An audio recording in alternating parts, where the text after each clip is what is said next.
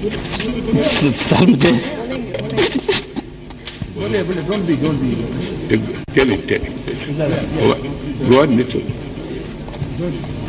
Yogi ji, we all respect you.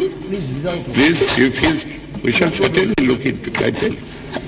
अध्यक्ष, मैं तीसरी बार गोरखपुर से लोकसभा का सदस्य बना हूं।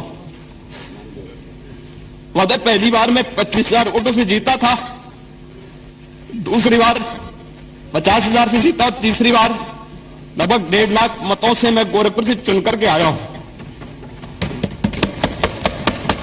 लेकिन पिछले कुछ समय से महोदय राजनीतिक विदेश के तहत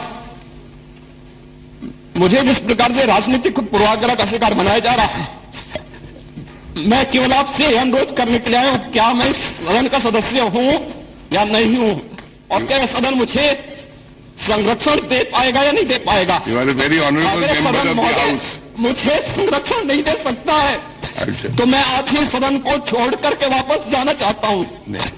जो छोड़िए, मैंने कोई महत्व नहीं रखता महोदय, मैंने अपने जीवन से संन्यास लिया है अपने समाज के लिए, मैंने अपने परिवार को छोड़ा है, मैंने अपने माँ बाप को छोड़ा है, लेकिन आज मुझे अपराधी बनाया जा रहा है महोदय, केवल राजनीतिक पूर्वाग्रह के तहत, केवल इसलिए क्योंकि मैंने वहां पर भ्रष्टाचार के मामले उजागर किए थे, क्योंकि मैंने भारत नेपाल की सीमा पर आईएसआई और राष्ट्र विरोधी गतिविधियों के खिलाफ आवाज उठाई थी और सदन में बराबर उसके खिलाफ सदन का ध्यान आकर्षित करता रहा। मैं वहां पर भूखमरी से हो रही मौतों के खिलाफ प्रशासनिक भ्रष्टाचार को उठाता रहा, इसलिए मेरे खिलाफ महोदय सारे के सारे मामले बनाए जा रहे हैं। 2007 का ये वीडियो था जो हम आपको दिखा रहे थे। आज 2017 है और योगी आदित्यनाथ उत्तर प्रदेश के मुख्यमंत्री घोषित कर दिए गए हैं। कल 2:15 पर शपथ लेने वाले हैं और उनके आगे बहुत सारी चुनौतियां होंगी जिनसे उन्हें पार पाना है। रविंद्र, मेरे ख्याल से आप ये सुन रहे होंगे, 2007 में आपने भी कवर किया होगा, आप भी पार्लियामेंट पे रहे होंगे और उस वक्त खूब चर्चा हुई होगी कि योगी आदित्यनाथ जो कि कट्टर हैं, जो कि फायर ब्रांड है, जो वाकई बहुत बेबाकी से अपनी बातों को रखते हैं, इमोशनल हो गए, और वो भी सिर्फ इसलिए क्योंकि उनके ऊपर पूर्वाग्रह के चलते, राजनीतिक पूर्वाग्रह के चलते आपराधिक मामले लगाए जा रहे थे। अपराधी सुनना उन्हें पसंद नहीं था, गवारा नहीं था।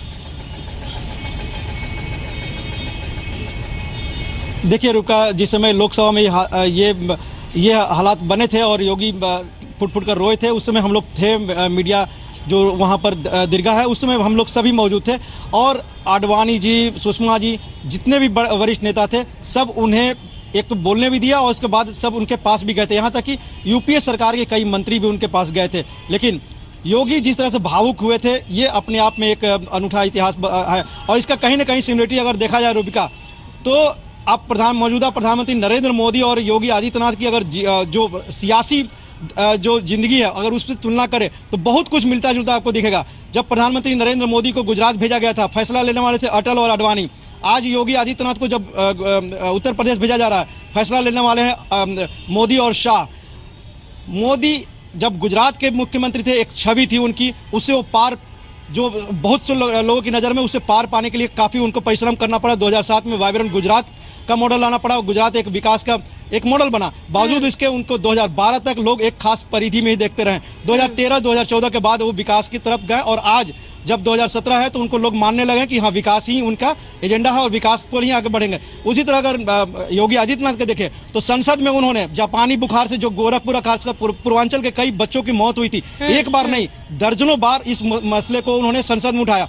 गन्ना किसानों के मसले को उठाया, किसानों की आत्महत्या के उठाया। लेकिन बावजूद इसके उनके बारे में लोग समझते हैं कि हिंदुत्व की बात करते हैं, आईएसआई की बात करते हैं, पाकिस्तान के बारे में जब बोलते हैं तो वही बातें छपती है। जो प्रधानमंत्री नरेंद्र मोदी ने योगी आदित्यनाथ में भी देखी होगी और आखिरकार उनके ऊपर वो कॉन्फिडेंस, वो विश्वास जो है उन्होंने जता दिया है। अब योगी आदित्यनाथ के पास है कि वो कैसे इस पूरे के पूरे विश्वास को आगे लेकर जा